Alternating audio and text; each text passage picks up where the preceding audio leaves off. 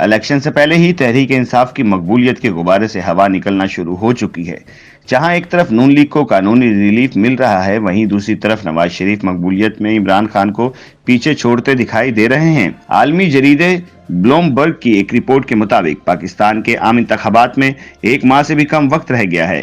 اگرچہ جیل میں قید سابق وزیر اعظم عمران خان اس وقت بھی پاکستان کے مقبول ترین سیاستدان ہیں، مگر ان کے حریف نواز شریف کی عوامی حمایت میں خود ساختہ جلا وطنی ختم کر کے وطن لوٹنے کے بعد اضافہ دیکھا جا رہا ہے۔ گزشتہ ماہ کیے گئے گیلپ سروس سے ظاہر ہوتا ہے کہ عمران خان کی مقبولیت 53% ہے، جبکہ گزشتہ سال جون میں ان کی مقبولیت 60% سے قدرے کم ہو گئی ہے۔ اس سے پتہ چلتا ہے کہ سابق کھلاڑی جنہیں انتخابات میں حصہ لینے سے روک دیا گیا ہے، ان کے لیے اب بھی وسیع پیمانے پر حمایت موجود ہے۔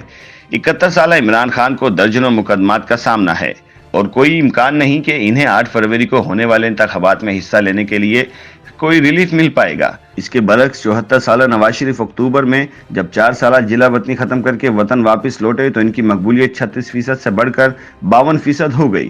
دونوں رہنماؤں کی تقدیروں میں ایسے وقت میں ادلا بدلی ہو رہی ہے جب پاکستان کے 12 کروڑ 70 لاکھ رجسٹرڈ ووٹرز عام انتخابات میں ووٹ ڈالنے کی تیاری کر رہے ہیں۔ نئی مردم شماری اور نئی حلقہ بندیوں کے باعث عام انتخابات 4 ماہ کی تاخیر سے منعقد ہو رہے ہیں۔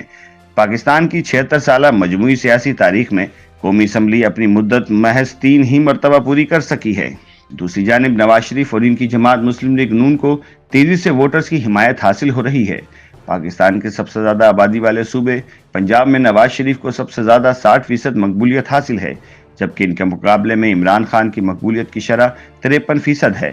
گیلپ سروے کے مطابق پنجاب میں نواز شریف کی پارٹی کی عوامی حمایت 32% تک بڑھ گئی ہے، جو عمران خان کی پاکستان تحریک انصاف سے محض 2% کم ہے۔ خیال رہے کہ عام انتخابات میں التوا نے نواز شریف کو اپنی بدعنوانی کی سزا ختم کروانے کے لیے عدالتوں میں نظر ثانی کی درخواست جمع کرانے کی مہلت دے دی۔ پاکستان کی سپریم کورٹ نے تاحیات نااہلی کی سزا ختم کرتے ہوئے انہیں انتخابات میں حصہ لینے کی اجازت دے دی تھی۔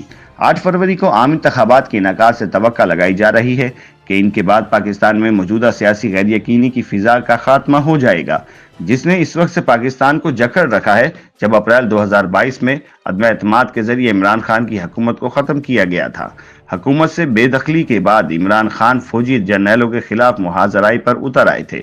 حالانکہ ان فوجی جرنیلوں کو پاکستان کی خارجہ پالیسی اور معیشت پر بہت گہرا اثر و رسوخ حاصل ہے۔